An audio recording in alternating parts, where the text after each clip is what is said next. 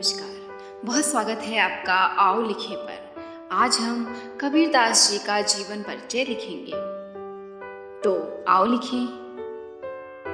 साहित्य जगत में विशेष स्थान रखने वाले कबीरदास जी के जन्म और जन्म स्थान को लेकर विद्वानों में मतभेद देखने को मिलता है। कुछ विद्वान इनका जन्म काशी में सन 1398 तथा कुछ सन 1440 में हुआ मानते हैं।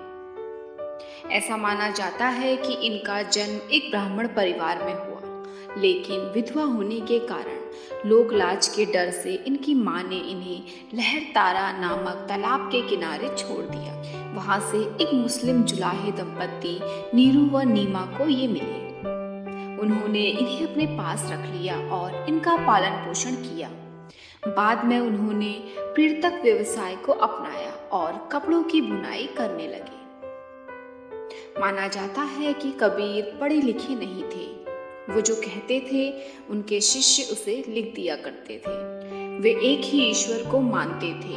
अवतार, मूर्ति पूजा आदि में वे विश्वास नहीं करते थे। वे निर्गुण ब्रह्म के उपासक थे।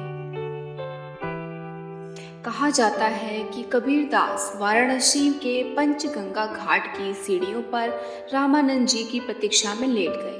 जब स्वामी रामानंद जी सीढ़ियों से उतर रहे तो उनका पैर कबीरदास के शरीर पर पड़ा और उनके मुख से राम राम शब्द निकला। उसी राम को दीक्षा मंत्र मानकर कबीरदास ने रामानंद जी को अपना गुरु स्वीकार कर लिया।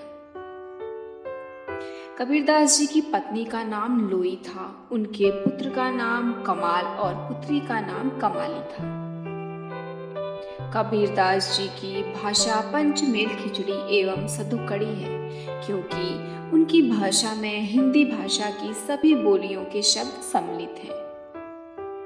राजस्थानी, हरियाणवी, पंजाबी, खड़ी बोली, अवधी, ब्रजभाषा के शब्द अधिकतर प्रयोग किए गए हैं।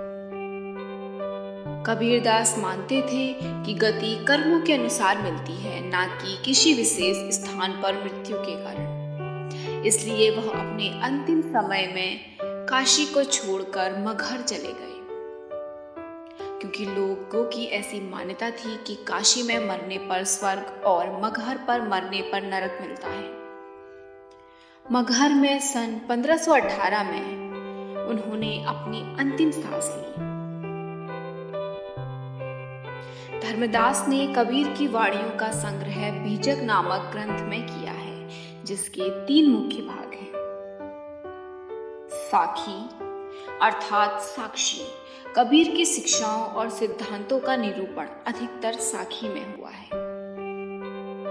सबद ये पद है जिसमें संगीत विद्यमान होता है। इसमें कबीरदास जी की प्रेम और अंतरंग साधना की अभिव्यक्ति हुई है। रमैनी चौपाई छंद में लिखी गई है। इसमें कबीरदास जी के रहस्यवादी और दार्शनिक विचारों को प्रकट किया गया है। तो इसी के साथ मिलते हैं अगली वीडियो में। तब तक के लिए सीखते रहिए, लिखते रहिए। धन्यवाद।